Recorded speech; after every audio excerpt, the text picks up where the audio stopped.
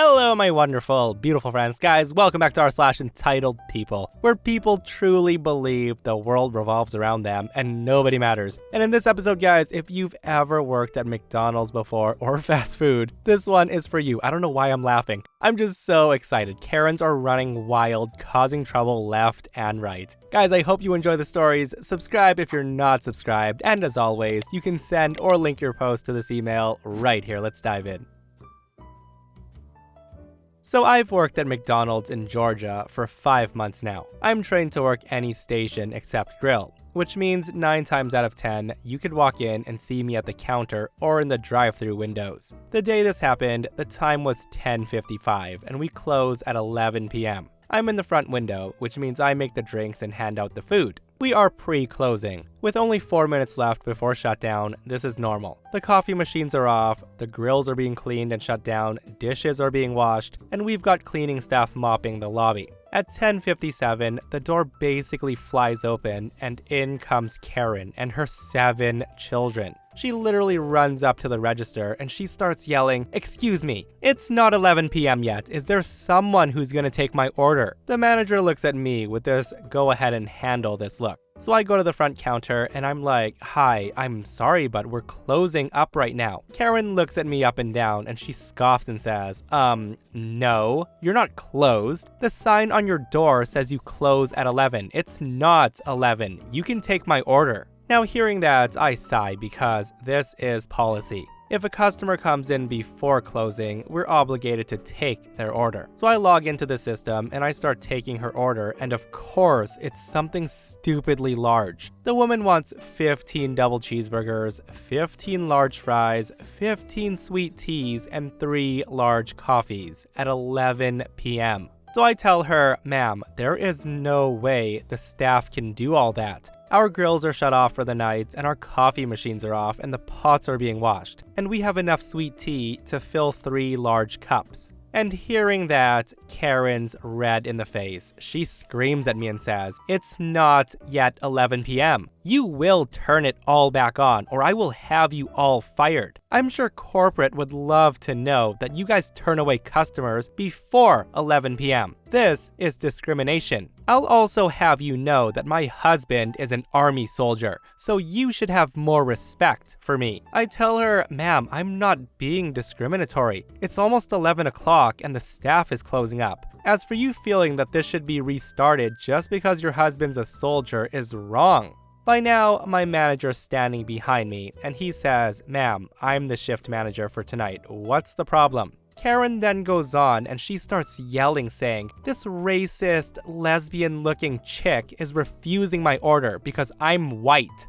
I'll have you know that I'm married to an army soldier. My husband serves this country and he's hungry and he's expecting food, so do something about it." Well, at this point, my blood was boiling. Not only did she call me a racist, but she assumed my sexuality because my hair is short. First off, I'm white as well, so that doesn't make any sense. My hair is also styled in an undercut with slight bangs, and I'm very much straight. Second off, when did I say I refused the order because of her race? Anyways, my manager's staring at her and he says, "Ma'am, I'm on the phone with corporate and I've been informed to tell you that unless you leave the premises right now, I'm well within my right to call the police. You're harassing my employee after closing time and using rather choice words in our family-friendly lobby." Well, long story short, that's what caused me a free day off with pay because I didn't get to leave McDonald's until 2 a.m. on a school night because we had to call the police. That's right, the woman kept us 3 hours after closing because she threw a huge tantrum. I don't like Southern Karens. Honestly, I don't think anyone likes any sort of Karen. And what OP had to go through was absolutely ridiculous, guys. And what's even more ridiculous is the fact that Karen probably kept her kids there for the 3 hours while the cops dealt with the situation. Like, yeah, I do understand that places close at a certain time, Karen, but clearly she was on her own planet if she had the audacity to ask to be served all that food 3 minutes before close. Like a cheeseburger meal or a Big Mac meal, I can understand, but 15 of everything is a little bit over the top. And this person comments, "Newsflash to everybody. When a fast food place says they close at X time, they mean they've stopped cooking at least 15 minutes before that time. And no amount of bitching and moaning is going to change that. With that said though, imagine the shock on her husband's face when she came home 3 hours later, guys, at 2 a.m. and he's like, honey, where's the food? Like, you could have literally gone anywhere else that was open. I was just hungry. But we all know Karens love to cause a ruckus, right? This happened when I was a teenager working my first job a long time ago at McDonald's. I was working the evening shift as a drive-thru cashier, and it was a pretty normal day. It was a bit slow, and there wasn't many of us there. We were just kind of doing our own thing. But little did I know that this would be the first day that I would encounter my first entitled Karen customer, but sadly not my last, and it was quite memorable for me. Anyways, the entitled customer drives up to the order menu, and I use my headset to greet the customer. I basically say, welcome to McDonald's, may I take your order? The guy says, yeah, I just want a McDouble. I say, alright, would that complete your order? The guy then raises his voice and says, yeah, but I want extra, extra, extra, extra, extra, extra, extra, extra, extra, extra onions. And yes, the guy literally said the word extra 10 times. So I say, no problem. Now, in case you didn't know, McDonald's has a screen for customers to review their order to ensure that it's accurate, and it'll display any special orders. So I add the extra onions to the order so the customer will see it. I then say, please pull up to the next window. Thank you. And that's when the guy loses it. He screams and says, hey, I only see one extra onion. At that, I'm a bit confused, and I say, I'm sorry? The guy then says to me, I said extra 10 times. I want to see it on the screen. So I ask him, you want me to put extra onions on the screen 10 times? The guy then says to me, yes, I order extra onions all the time, and I never get enough. You guys never make my burger right, and I want to see extra onions on there 10 times. So you understand that I'm serious about this. I hate when people mess up my order. I just say, okay. So then I add extra onions on the screen 10 times, and I ask him, does that look correct? The guy then says, yeah, and hopefully you won't mess this up. You guys always mess it up. So yeah, now I'm a bit annoyed because the guy's been aggressive with me for no reason. I just say to him, we'll try. Please pull up to the next window. Now, the order goes back to my coworker to make, but he sees a burger with a bunch of extra onions on it. And my coworker says, hey, what's up with that order? To which I tell him, don't make it. I'll do it. It's pretty slow, and I want to make sure his burger is done correctly. My coworker shrugs, and he says, whatever. So I then proceed to take the guy's money for his order and direct him to the next window to wait for his burger, which he kind of gruffs and reminds me to not F it up. I then head back to the grill to make his burger. So if you all don't know what a McDouble is, a McDouble made back then went bun top, ketchup, mustard, onions, pickles, cheese, patty, bun bottom in that order. But this guy wanted extra 10 times onions, and I was dead set on ensuring that. So I made it to exactly his order. I first put some onions on the wrapper, then the bun top, then more onions, then ketchup, then more onions, mustard, onions, slivered onions, which is a different cut of onions for bigger burgers, followed by pickles, onions, cheese, onions, patty, more onions, cheese, onions, patty, onions, bun bottom. For good measure, I sprinkled some more onions around the burger. Seeing this, my coworker laughs and says, what the F are you doing? I'm now looking at this half onion, half burger monstrosity, and I'm grinning to myself. I just wrap it up, attach a large special ticket to it, and send it to my other coworker to give it out. And I say, well, he said he doesn't get enough onions, so I hope this is to his liking. And I didn't have to wait long to find out if he liked it. A few minutes later, the guy enters the McDonald's lobby and he's screaming loudly who made his burger. My manager was up front at the time and found out it was me who made it, so he called me to the front. The customer sees me and says, "Oh, you done effed up now, boy." I was just a teenager then, and I didn't really think I'd ever see the guy again, or really think about consequences to my actions, but now facing it, I was a bit worried. I say to him, I made the burger. Was there enough onions on it for you? Because you asked for a lot of onions. Now, in all honesty, I was kind of expecting to get yelled at by the guy and get in trouble with my manager, but I was a bit surprised when the guy starts laughing. He then says to me, "Kid, let me shake your hand. You're the first guy who actually made me take onions off my burger. I guess 10 extras is a little bit too much, huh? Next time I come here, I'll just say 5. And with that, the guy left laughing. And though I never actually saw the guy again, it left me with a great story about an entitled customer who loves onions a bit too much and ended up being a pretty good sport about it. You know what? I am shocked that the guy was such a great sport about this because I've read so many stories and you guys have heard so many stories where people would have come into the store and basically destroyed the place for being messed with like that. And in all honesty, being an onion lover myself, guys, I don't think I would have complained either. I would have had a laugh and then proceeded to devour that delicious masterpiece. Like, there is something about McDonald's onions, I tell you. They are absolutely wonderful. Okay, so here's a little backstory. I used to work at McDonald's when I was a teenager, and I am also deaf, but I do read lips. I developed bacterial meningitis, and I became fully deaf by the age of 12. I can still speak though, since I learned to speak before I became deaf. And most customers I got were very understanding, except for one. On this day, I was working the front counter, as I usually did, so I was basically in charge of the inside customers. This was the easiest position for me, as I could see the customers and read their lips. That's when a middle-aged lady and her 9 or 10-year-old son walk in, and I say, "Hi, welcome to McDonald's," while signing it at the same time.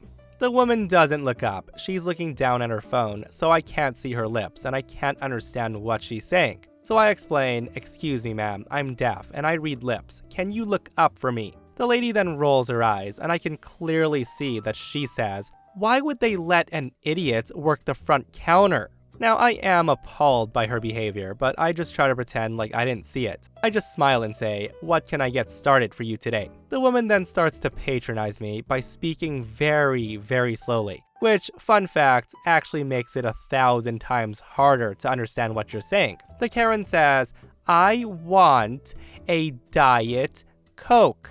I manage to figure out what she's saying, and I say, "Okay, is that all?" She then says, "And a Happy Meal toy." Now, all of our drinks are $1, no matter what the size, but you do have to pay for a Happy Meal toy. We don't just give them out for free. So I ring her up and she's shocked. The woman demands to know why I'm discriminating against her son and forcing them to pay for a Happy Meal toy when it comes free with a Happy Meal. I don't want to cause any trouble, and I wish I could say I told her where she could shove it, but I end up giving her the toy for free. I thought I avoided the conflict, but oh boy was I wrong. I told her the total was $1.06, and after she paid, I hand her a large cup and motion for the guy behind her to move forward. She then waves her hand in my face and she points to the drink cup, and I say, "Yes, ma'am." She screams, "You never got me my drink." Now, I thought she didn't see the machines behind her, so I point to the drink machine and say, "Oh, there's a drink station behind you, where you can fill up your drink." And I kid you not, the woman said, word for word, "That's your job. Do I look like I work at McDonald's?"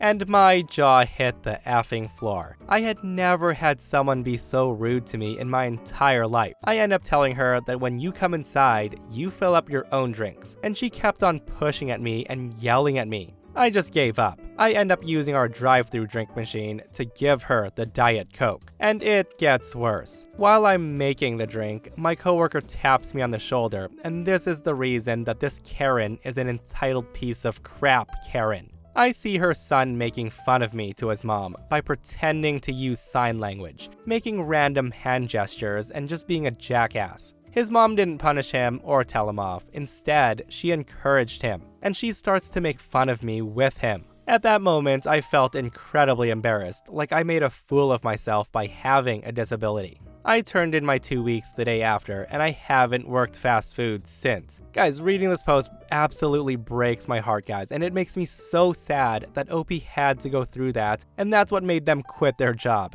And I only wished that somebody stepped up to bitch out that woman for being so damn nasty. And seriously, I hope karma gets that woman one day. Like, working retail or fast food is already tough enough, guys, dealing with idiots like this on a daily basis. And having a disability makes it even tougher. With that said, the only fools that day were the mom and the son, 100%. Like, never feel embarrassed for having a disability, OP. And this person comments, truly sorry you had to deal with a customer like that. I was a McDonald's manager for 8 years, and honestly, I would have just given her money back and pointed to the door. Like, the number of entitled customers that think they can say or do anything to a fast food employee is the main reason I quit.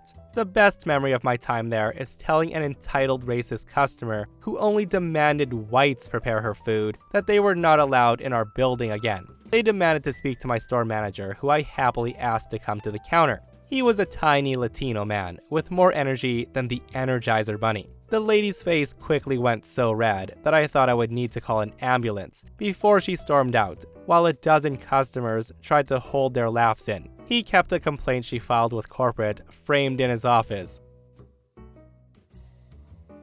So strictly speaking, I was not the one who was involved in this, but I did play a small part. And it was one of the most rewarding things I've ever experienced in my entire life. Like, seriously, it was something out of a movie. Back in my college days, I slaved away flipping burgers under the good old golden arches to help pay for my tuition. Now, it wasn't a terrible job. All of my coworkers were great people. Well, almost all my coworkers. There were two, let's call them Brian and Jerry, who were workplace a-holes, and they picked on people. Both these goons had been at the same place for several years, and thus they felt like they had the right to taunt and outright sabotage new crew members. The rest of us had been around long enough to push back and tell these guys to F off, so they left us alone. We did what we could to protect newbies that fell under Brian and Jerry's wrath, but we couldn't always be there for them. The things they did to new hires included walking over and clearing the order screen before the newbies had time to see what needed to be made. They would also change settings on the grills and fryers when newbies weren't looking, so the food wouldn't cook properly. They would also tamper with condiment dispensers in various ways, and they would dirty equipment at the end of the shift, so newbies would have to clean it again. And of course, they would always make new employees do their tasks.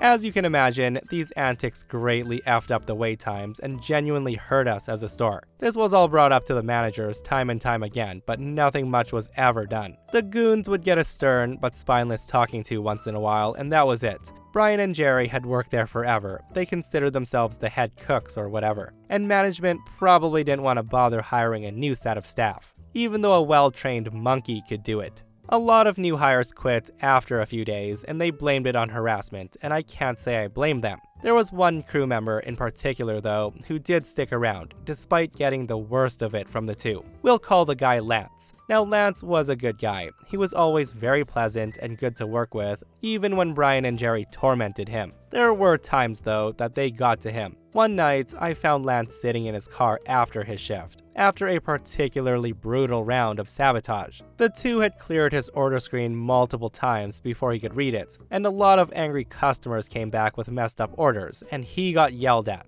Now, Lance didn't strike me as a crying man, but you could tell he was barely holding it together. I asked if he was okay, and we talked for a little bit. Lance said not to worry about it because he was gonna get the last laugh against those two, but he wouldn't elaborate any further. Lance stuck around for about 6 months, which is a pretty typical tour of duty for a college town, and then moved on to pursue other career interests, as he told me. I did miss him, and we stayed in touch for a bit on Facebook. I ended up transferring to a university the next town over, which meant transferring to another McDonald's as well.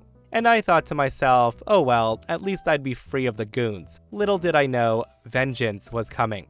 So fast forward to my last day at that particular McDonald's. I had come in for my shift along with Brian and Jerry, and God, how I hated working with them. But at least it was my last day. I was a bit early, so I sat in the dining area and I played on my phone for a bit before it was time to clock in. That's when I felt a tap on my shoulder, and I look up to see my old buddy Lance, who was to my surprise wearing a manager's uniform. I greet him and say, "Hey Lance, moving up in the world I see." Lance just smiled, and he said he'd been promoted to assistant manager at another store in the franchise, but he had come back to take care of some things. An older man was standing behind Lance in a full suit, who Lance then introduced me to as his uncle, the franchise owner. That's right, Lance was the franchise owner's nephew. The whole time he was doing grunt work and getting awful crap from the goons, he was the franchise owner's effing nephew. I couldn't believe it. My heart rate went up a few notches, because I knew something was about to go down.